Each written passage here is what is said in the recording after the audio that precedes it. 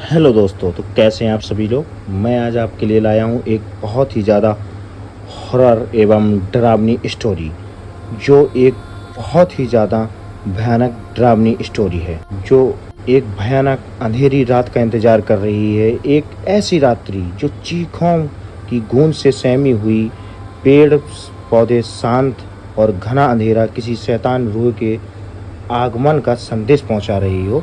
इतनी भयानक वह रात थी। भयभीत साया जो रोंगटे खड़े कर दे। यह कहानी रजत नाम के एक लड़के की है। रजत वह लड़का है जिसका जीवन मात्र सुंदरता और धन में के समीप रहा। रजत को अपनी जिंदगी में सिर्फ दो ही चीज़ों से प्यार रहा है, और रजत ही नहीं, अधिकतर लड़कों को उसकी दो ही इच्छाएं होती हैं कि एक उसे सुंदर लड़की मिल जाए और दूसरा उसके साथ उसके पास बेपनाह दौलत हो। और रजत भी इन्हीं दो चीज़ों का बहुत ही ज़्यादा लालची था, और वह दोनों को बेखूबी इस्तेमाल करना भी बहुत अच्छे से जानता था। तो दोस्तों, अभी मैं आपको ये स्टोरी बता रहा हूँ जो रियल स्टोरी है। एक सुनसान रात, पूरा शहर जब नींद से अपने रिश्ते को मजबूत कर रहा था, लेकिन घर पर रजत फिलहाल अभी जागा हुआ था। मोबाइल की स्क्रीन पर टकटकी लगाए अपनी दोहरे चरित्र का प्रदर्शन कर रहा था। एक चरित्र में वह अपनी उस सोच को उजागर कर रहा था जिससे वह बहुत ही ज़्यादा धनवान हो सके और उसके इर्द गिर्द बहुत सारी खूबसूरत लड़कियों का जमावड़ा लगा हो। दूसरी ओर वह डिम्पल से बात कर रहा होता है। डिम्पल उसकी गर्लफ्रेंड का नाम था। वह उसकी 12वीं क्लास की मित्र थी और वह हर एक लड़की के साथ 3-4 महीने का ही वक्त बिताता था। डिम्पल बेहद अमीर परिवार से ताल्लुक़ रखती थी, इसीलिए रजत उससे रिश्ता रखना चाहता था, क्योंकि उसे लगता था कहीं ना कहीं लड़की के साथ साथ बहुत सारी धन दौलत भी मिल जाएगी। और बाकी लड़कियों की हूबहू रजत ने डिम्पल को भी झूठे के पर्दे में ढक रखा था। उसने डिम्पल के समझ अपने माता पिता की वह छवि प्रस्तुत करी जो उन्होंने कभी निभाई भी नहीं थी। कहते हैं ना कि किसी की छवि को धूमिल करना बेहद आसान है, बल्कि उसका नाम बनाना कठिन। उस अंधेरी रात में कुछ अनसुनी घटना का संभव जुड़ा हुआ था, जिसकी शुरुआत रजत से होती है। रात करीब 12:45 पर, जब ट्रेन बहुत ही धीमी चल रही थी, अनुमानन रात एकदम शांत होती है। सभी जीव जंतु रात्रि के स्वप्न लोक में खुद को झोंक चुके होते हैं। रात के इस शांति में सिर्फ घड़ी की टिक टिक ही सुनाई देती है, जो उस रात 12:45 का समय दिखा रही होती है। रजत अभी भी फिलहाल फोन पर व्यस्त है। खिड़की के बाहर चांद की रोशनी आज कुछ धीमी है। ठंड भरी शीतल हवा खिड़की के दरवाजे में बनी पतली सी जगह से हवा गुजरते हुए रजत को ऐसा महसूस करती है कि कोई उसे छू रहा है और अपने कोमल हाथों से अपनी ओर बुला रहा है। तभी अचानक रजत के कानों में एक प्रेम से लबरेज आवाज आती है, रजत, तुम सिर्फ मेरे हो, मैं तुम्हें खुद से दूर नहीं होने दूंगी। रजत यह सुनकर काफी घबरा गया। उसने डर के मारे अपना फोन बेड पर रख दिया और खिड़की की तरफ भागा, लेकिन खिड़की पर कोई नहीं दिखा। वो जैसे ही खिड़की फिर से बंद कर वापस बेड की तरफ मुड़ा, चांद की रोशनी में छाई से उसका सामना हुआ। उस परछाई का एक हाथ उसके गर्दन को दबोचे और उसे फर्श से कुछ ऊंचाई पर लाकर नीचे फिर से फर्श पर जोर से पटक रहा था। वह उसी वक्त बेहोश हो जाता है और होश में आने के लिए सूर्य के प्रकाश के आने तक का समय लेता है। रजत की अपने माता पिता से बिल्कुल भी नहीं बनती थी। वह हर समय किसी न किसी विषय पर अपने माता पिता से वाद विवाद करता रहता था। उसकी जीवन में रिश्ते का कोई मूल्य नहीं था। वह अपने माता पिता को एकमात्र एटीएम की मशीन समझता था, जिससे वह धन को इस्तेमाल कर सके। अगली सुबह भी यही हुआ। उसने होश में आने के बाद अपने साथ हुई पिछली रात की घटना को स्मरण करने लगा, जिससे उसके माथे पर चिंतित रेखा के साथ पंखा चलने के बावजूद पसीने से भीगा हुआ था। रजत उसी अवस्था में घबराकर अपने माता पिता के पास पहुंचता है। वह इतना घबराया हुआ होता है, मुख से कुछ शब्द भी अच्छे से नहीं निकल पा रहे। वह अपने पिता से वह बातें बताना चाहता है, लेकिन कुछ नहीं कह पाता। उसके पापा उसको गुस्से में देखते हुए कहते हैं कि तू कुछ बोलेगा, यह हमेशा के लिए कुछ सुनाने आया है।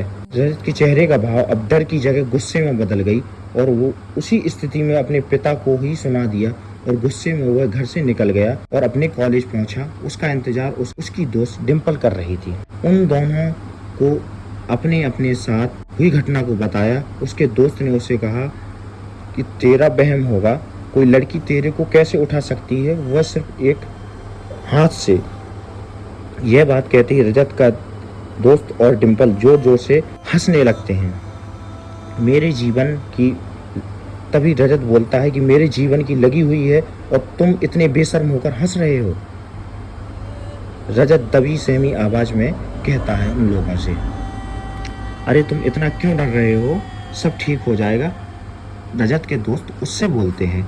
रजत के दोस्त ने उसे सांत्वना देते हुए कहा, लेकिन रजत ने अपने मन में यह ठान लिया था कि वह अपने घर नहीं रुकने वाला, वह सब छोड़कर कहीं दूर चला जाएगा। रजत का यह फैसला सुनकर उसका दोस्त उसे रोकने की सलाह देता है और कहता है कि रजत अपने परिवार को अकेले छोड़ने की ख्वाहिश नहीं रखनी चाहिए। लेकिन वह ठान चुका था कि वह अपने परिवार से कोई मतलब नहीं रखना चाहता। सोचता था कि उसके परिवार उससे प्रेम भाव नहीं रखते। इस पर डिम्पल कहती है, अगर तुमने नक्की कर लिया है तो आज रात मेरे साथ शहर लखनऊ चलना, वहाँ अपनी नई जिंदगी शुरू करना। रजत को डिम्पल का सुझाव राज आ जाता है। रजत ने डिम्पल के कहने पर अपना बैग को सही तरीके से पैक किया, चंडीगढ़ रेलवे स्टेशन पहुंच जाता है। डिम्पल ने उसे प्लेटफॉर्म नंबर 4 पर आने को कहती है। रात 10 बजे छुपकर वह अपने घर से रेलवे स्टेशन के लिए प्रस्थान करता है। उसे बाहर जाने में अजीब लगता है। रजत को यह बाकी रात से अलग होती है। मौसम में सर्द हवा की मौजूदगी तो होती है, लेकिन फिर भी वह रजत को घुटन महसूस कराती है। जैसे ही समय का पहिया रात के करीब 12:45 पहुंचती है, प्लेटफॉर्म पर एक ट्रेन की एंट्री होती है। रजत पूरा घबराहट से भरा हुआ होता है। डिम्पल अभी तक रेलवे स्टेशन नहीं पहुंची होती है। स्टेशन भी पूरी तरीके से किसी शमशान घाट का स्वरूप धारण कर चुका होता है। रजत को समझ नहीं आ रहा होता है। डिम्पल का इंतजार करते हुए उसने इधर उधर हर दिशा में अपने चक्षु को दौड़ाया, लेकिन डिम्पल कहीं नहीं दिखी। तभी फिर से एक ध्वनि रजत के कानों में गूंजती है, रजत मेरा इंतजार कर रहे हो। यह वही आवाज थी जिससे रजत ने अपने रूम में सुनी थी। इसमें भी वही भाव की दस्तक थी। फिर वह आवाज एक भयंकर हंसी के वस्त्र पहन लेती है। रजत अपना होश खो चुका होता है। तभी वो आवाज ट्रेन का दरवाजा खोल उसके सामने आती है। यह कोई अन्य नहीं बल्कि डिम्पल होती है। रजत डिम्पल को देख लंबी सांस लेता है। वह जल्द उसको हाथ थामे ट्रेन पर बैठ जाता है, लेकिन ट्रेन के भीतर का दृश्य वह घबराहट की अवस्था में पहुंच जाता है। ट्रेन में कोई भी अन्य नहीं होता। रजत डिम्पल के बारे में पूछता है। डिम्पल उसे कहती है, यह ट्रेन स्पेशल है जो केवल एक ही बार चलती है हफ्ते में। जिस डिब्बे में वह बैठे हैं वह महंगा है, इसलिए कम ही लोग सफर कर रहे हैं। रजत डिम्पल की बात मान लेता है। ट्रेन में घुसते ही डिम्पल उसे कहती है उसे बाथरूम जाना है तो रजत अपनी सीट पर बैठे। रजत जैसे अपनी सीट पर जा रहा होता है, उसे कुछ जानी पहचानी कई लोगों की बात सुनाई देती है, जिससे वह अवगत होता है। उसने वही आवाज़ पहले ही सुनी होती है। उसे लगता है काफ़ी थक गया है, इसलिए खाली ट्रेन में भी आवाज़ आ रही है। वह अपनी सीट पर बैठने के लिए पहुंचता है तो वह एक लड़की घूंघट ओढ़े जोर से आंसू बहा रही होती है। रजत उस लड़की से पूछता है वह क्यों रो रही है, तो वह जवाब मिलता है कि उस लड़की का किसी ने रेप किया है और उसका आरोपी बाथरूम में गया है। रजत उस लड़की को चेहरा दिखाने के लिए कहता है ताकि वह मरहम पट्टी लगा सके। लड़की जैसे ही घूंघट ऊपर करती है, उसका चेहरा देख रजत चकित रह जाता है और वह अपना बैग ज्यों का त्यों छोड़ बाथरूम की तरफ भागता है और जोर से डिम्पल को पुकारता है। डिम्पल तो नहीं होती, लेकिन उसका बाथरूम में इंतजार कर रही वही लड़की कर रही होती है। वह अपना होश बुरी तरह से खो चुका होता है। उस लड़की से जान बचाने के लिए वह ट्रेन से कूद जाता है। इसी में उसकी जान चली जाती है। आखिर में उसका फोन, जो डर के मारे वह ट्रेन की सीट पर भूल जाता है, उस पर एक मैसेज आया होता है जिस पर लिखा होता है, सॉरी जान, मैं तुम्हें बताना भूल गई थी। मेरा अपने शहर जाने का प्रोग्राम कैंसिल हो गया था। दोस्तों के साथ डिस्को चली गई थी। होप आप समझोगे। Love you. और ये मैसेज किसी और का नहीं बल्कि डिम्पल का था। तो बताइए दोस्तों, कैसी लगी आपको ये स्टोरी, और ऐसी ही इंटरेस्टिंग एवं हॉरर स्टोरी को सुनने के लिए मेरे चैनल को सब्सक्राइब करें और मेरी वीडियो को लाइक करें और शेयर करें।